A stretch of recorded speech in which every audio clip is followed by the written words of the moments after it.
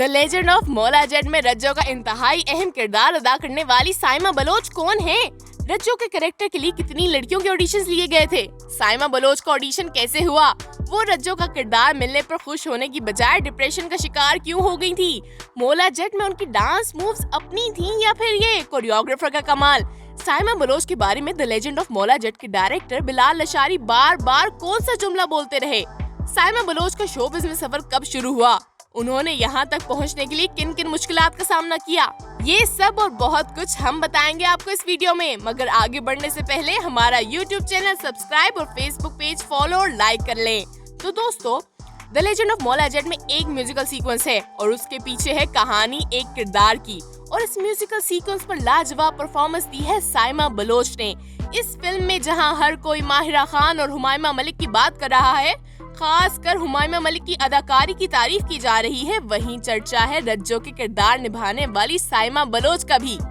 साइमा अब लाइमलाइट में आ चुकी हैं इस शानदार परफॉर्मेंस के बाद। खैर, साइमा बलोच का ताल्लुक है एक ईरानी बलोच फैमिली से। एक इंटरव्यू में साइमा बलोच ने बताया कि उन्हें इस मकाम तक पहुंचने में 12 साल लग गए।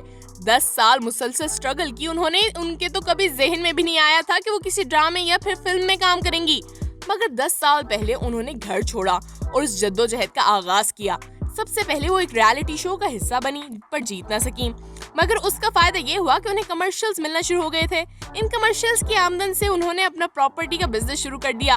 फिर उन्होंने एक फिल्म की, बेताबियां, मगर ये फिल्म बुरी तरह पिट गई थी बॉक्स ऑफिस पर। रहे ड्रामे तो वो उनमें काम नहीं करना चाहती थी, और उसकी वजह ये थी कि ड्रामों में किरदार को स्टडी करने का मौका ही नहीं दिया जाता। बस स्क्रिप्ट हाथ में थमाते हैं और बोलते हैं कि परफॉर्म करो परफॉर्म। इसलिए तो उनके दोस्त उनका ये कहकर मजाक उड़ाते थे कि ये फिल्में पाकिस्तान में बनती नहीं और बन जाएं तो चलती नहीं। इस सिचुएशन में भला तुम क्या करोगी? खैर, बेताबियां की नाकामी के बाद उन्हें डिप्रेशन हो गया और वो 4 साल तक आउट हो गई इंडस्ट्री से। और फिर कराया उन्होंने एक फोटोशूट, और उसके बाद उन्हें call I the legend of Maula Jatt के ऑडिशन की।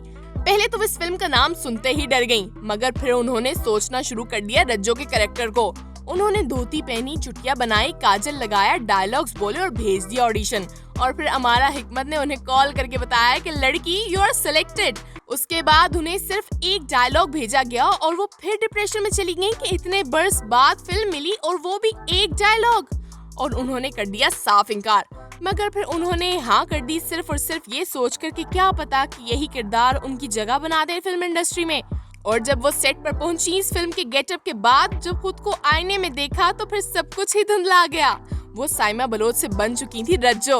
उनकी डांस परफॉर्मेंस को कोरियोग्राफ किया था रेहान बशीर ने, मगर शुरू के कुछ स्टेप्स तो रेहान के थे, बाकी सब उनके अपने, और किसी को पता ही नहीं चला कि वो तो रक्स से बिस्मिल कर रही हैं। और उन्होंने इस कैरेक्टर में इसलिए इतनी जबरदस्त परफॉर्मेंस दी क्योंकि इसमें उनका 12 बरस का दर्द छुपा था, बल्कि जाहिर हुआ। और फिर जब उनका सीन कट हुआ तो बिलाल लशारी तालियां बजाते हुए खड़े हो गए और बांध दिए उनकी तारीफों के पुल, और बोले, कहाँ थी तुम साइमा इससे पहले? वो हैरत ज़दा हो गए। इस पर उन्होंने जवाब दिया कि मैं तो यहीं थी, पर शायद ये था सही वक्त आपसे मिलने का। तो जनाब, आप कमेंट करके बताएं कैसी लगी आपको साइमा बलोच की performance the legend of Maula Jatt में। और हाँ, वीडियो को लाइक और शेयर जरूर करें।